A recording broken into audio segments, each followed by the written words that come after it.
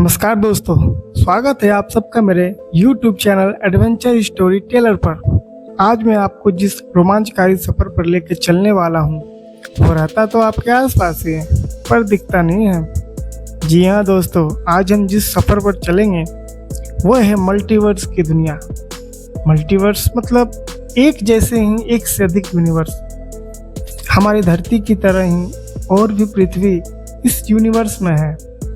एक से ज़्यादा ब्रह्मांडों का होना एक ऐसा विचार है जो विज्ञान, दर्शन और कल्पना की सीमाओं को धुंधला कर देता है। यह एक ऐसा विचार है जो हमें अस्तित्व के बारे में, वास्तविकता के बारे में, हमारी समझ के बारे में और ब्रह्मांड में हमारी अपनी जगह के बारे में सवाल पूछने पर मजबूर करता है। मल्टीवर्स का विचार कोई नया ले जाएगी। मल्टीवर्स का विचार कोई नया नहीं है।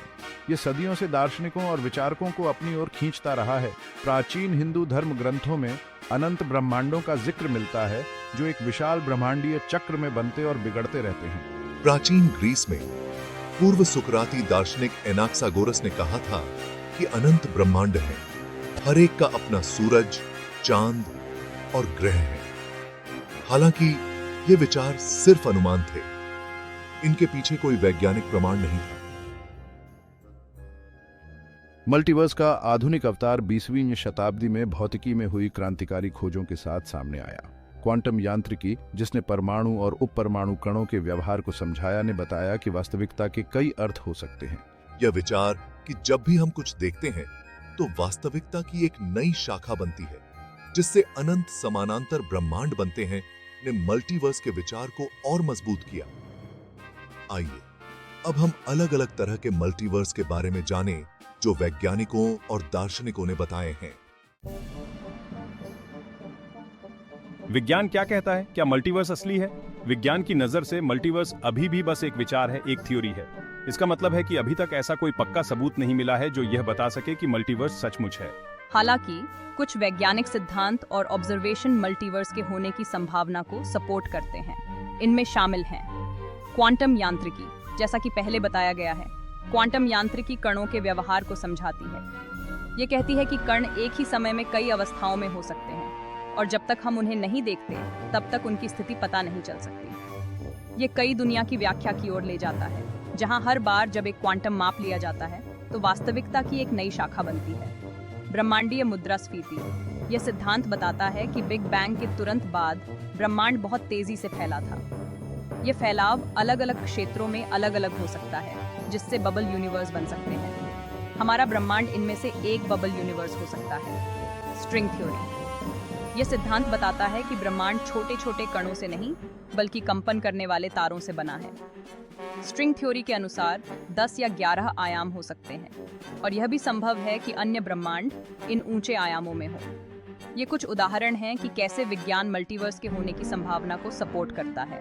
हालांकि ये याद रखना जरूरी है कि ये सिद्धांत अभी भी विकसित हो रहे हैं और ये साबित करने के लिए और रिसर्च की जरूरत है कि मल्टीवर्स सचमुच है या नहीं। ब्रह्मांडों का वर्गीकरण। मल्टीवर्स के प्रकार। अलग अलग वैज्ञानिकों और दार्शनिकों ने मल्टीवर्स को अलग अलग तरीके से परिभाषित किया है। यहाँ कुछ सबसे प्रसिद्ध प्रकार के मल्टीवर्स हैं। स्तरीय एक मल्टीवर्स।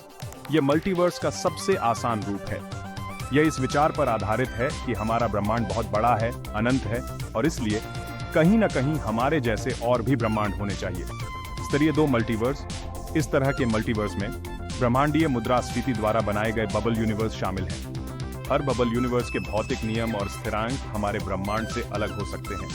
स्तरीय 3 मल्टीवर्स। यह क्वांटम यांत्रिकी की कई दुनिया की व्याख्या पर आधारित है। इसमें वास्तविकता की अनंत शाखाएं शामिल हैं, जहां हर संभव परिणाम मौजूद होता है। स्तरीय 4 मल्टीवर्स। यह मल्टीवर्स का सबसे एक्सट्रीम रूप है। इसमें गणितीय रूप से संभव सभी ब्रह्मांड शामिल हैं, चाहे उनके भौतिक नियम कितने भी अलग क्यों न हो। इनके अलावा और भी कई तरह के मल्टीवर्स बताए गए हैं, जैसे कि झिल्ली ब्रह्मांड और चक्रीय ब्रह्मांड। हर तरह के मल्टीवर्स के अपने अलग गुण हैं और उनमें से किसी के होने की पुष्टि करना वैज्ञानिकों के लिए बहुत बड़ी चुनौती है। सेक्शन 5 क्वांटम भौतिकी और कई संभावनाएं। क्वांटम भौतिकी अपनी अजीबोगरीब और कभी-कभी विरोधाभासी दुनिया के साथ मल्टीवर्स के होने के सबसे मजबूत तर्कों में से कुछ प्रदान करता है। क्वांटम स्तर पर कण एक ही समय में कई अवस्थाओं में हो सकते हैं। इसे सुपरपोजिशन कहते हैं। ये तब तक होता है जब तक कि कोई ऑब्जर्वेशन नहीं किया जाता है।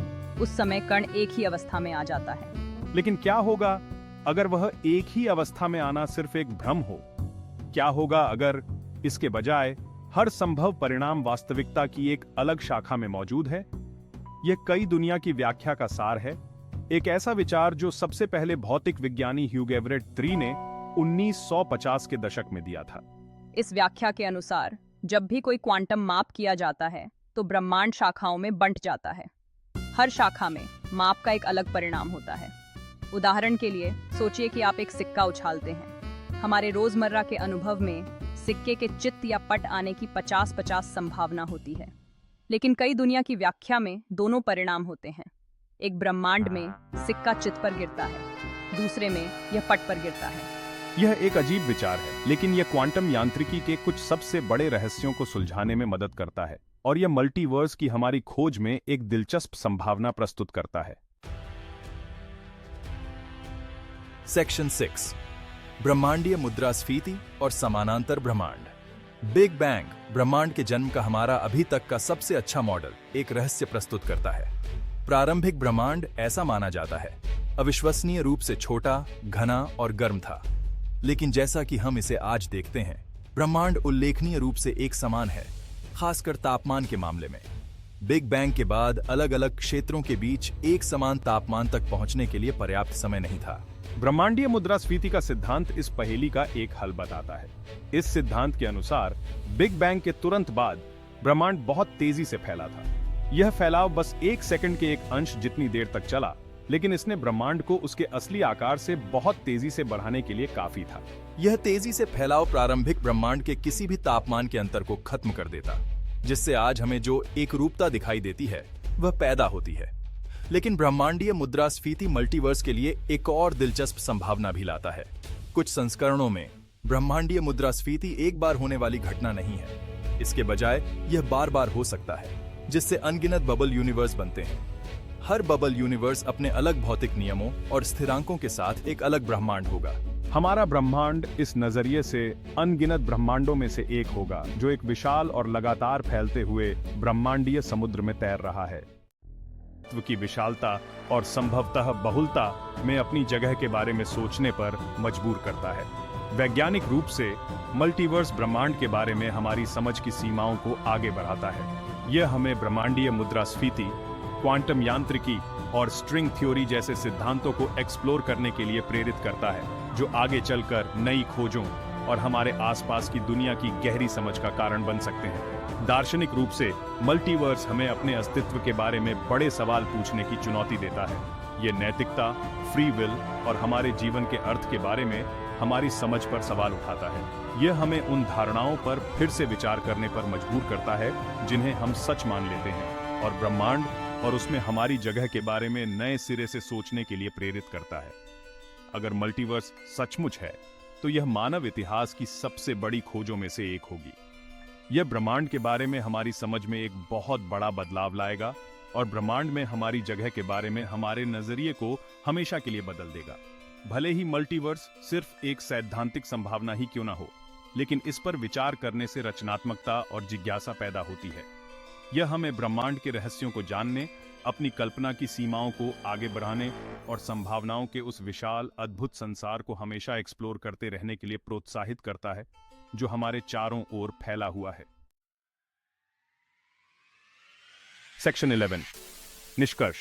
एक असीम ब्रह्मांड में एक छोटी सी दुनिया। मल्टीवर्स का विचार, अनगिनत ब्रह्मांडों का होना, मानव कल्पना के लिए एक बहुत ही दिलचस्प अवधारणा है। यह विज्ञान और दर्शन को एक साथ लाता है, वास्तविकता के बारे में, अस्तित्व की विशालता के बारे में और ब्रह्मांड में हमारी अपनी जगह के बारे में गंभीर सवाल उठाता है। हालांकि मल्टीवर्स का विचार अभी भी काफी हद तक एक कल्पना है, कुछ वैज्ञानिक सिद्धांत इसके होने के लिए अच्छे तर्क देते हैं। क्वांटम यांत्रिकी से लेकर ब्रह्मांडीय मुद्रास्फीति तक हमारी दुनिया को चलाने वाले बुनियादी नियम मल्टीवर्स के होने की संभावना के लिए जगह छोड़ते हैं। साहित्य, फिल्म और टेलीविजन में हर जगह मल्टीवर्स का दिखना इन विचारों के प्रति बढ़ती दिलचस्पी और आकर्षण को दर्शाता है। यह वैज्ञानिक और दार्शनिक बहसों को आम लोगों तक पहुंचाता है, जिससे ब्रह्मांड के बारे में उत्सुकता और आश्चर्य की भावना बढ़ती है। चाहे मल्टीवर्स आखिरकार एक वैज्ञानिक सच्चाई साबित हो या एक कल्पना, यह हमारी कल्पना को जगाता रहेगा, हमें अपने बारे में और ब्रह्मांड में हमारी जगह के बारे में गहराई से सोचने के लिए प्रेरित करता रहेगा। यह हमें याद दिलाता है कि हम अभी भी बहुत कुछ नहीं जानते हैं, और यह कि ब्रह्मांड रहस्य और आश्चर्य से भरा है। हिंदू धर्म ग्रंथ में बहुत पहले त्रेता युग में ही मल्टीवर्स का जिक्र मिलता है। जब राम जी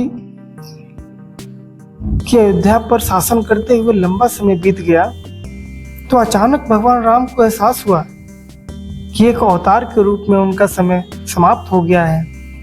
इसलिए उन्होंने यम को आने और उनको ले जाने के लिए कहा, परंतु यम ने कहा जब तक हनुमान जी दरवाजे पर पहरा दे रहे हैं तब तक वह नहीं आने देंगे। तब भगवान राम महल के एक दरार में अपनी अंगूठी गिरा देते हैं और उन्हें हनुमान जी को अंगूठी लाने को कहते हैं। हनुमान जी छोटे रूप में दरार में चले जाते हैं, पर ये दरार कोई साधारण दरार नहीं थी, बल्कि वो सीधे सर्पलोक में जाती थी। वहां पे हनुमान जी की मुलाकात सर्पराज वासुकी से होता है। तब हनुमान जी उनसे भगवान राम की अंगूठी मांगते हैं, तो वासुकी उनको लेके अंगूठियों के एक पहाड़ पर जाते हैं और उनसे कहते हैं भगवान राम की अंगूठी वहीं पर होनी चाहिए। तब हनुमान जी को आश्चर्य हुआ, वहां सारी अंगूठियां एक जैसी ही थी। इस घटना ने हनुमान जी को भ्रमित कर दिया। तब मुस्कुराते हुए वासुकी ने कहा, हम सभी जीवन और मृत्यु के चक्रों में बंधे हुए हैं, यहाँ तक कि समय भी। उन्होंने कहा, एक चक्र एक कल्प होता है और एक कल्प में 4 युग होते हैं। हर बार त्रेता युग में राम जन्म लेते हैं, फिर एक दिन धरती से एक अंगूठी सतलोक में गिरती है और एक बंदर उस अंगूठी की तलाश में आता है और उधर भगवान राम की मृत्यु हो जाती है। तो ये घटना चक्र सैकड़ों हजारों कल्प से चलते आ रहा है। कई समानांतर ब्रह्मांडों में ये घटना चक्र घटित हुआ है। उस पर दोस्तों, अगर मेरा ये प्रयास आपको पसंद आ रहा है तो मेरी इस वीडियो को लाइक, सब्सक्राइब और अपने दोस्तों के साथ शेयर करना ना भूलें। दोस्तों, ये था आज का हमारा सफर। इस रोमांचकारी सफर को यहीं पे विराम देते हैं। फिर मिलेंगे अगले किसी रोमांचकारी सफर पर। तब तक के लिए गुड बाय एंड टेक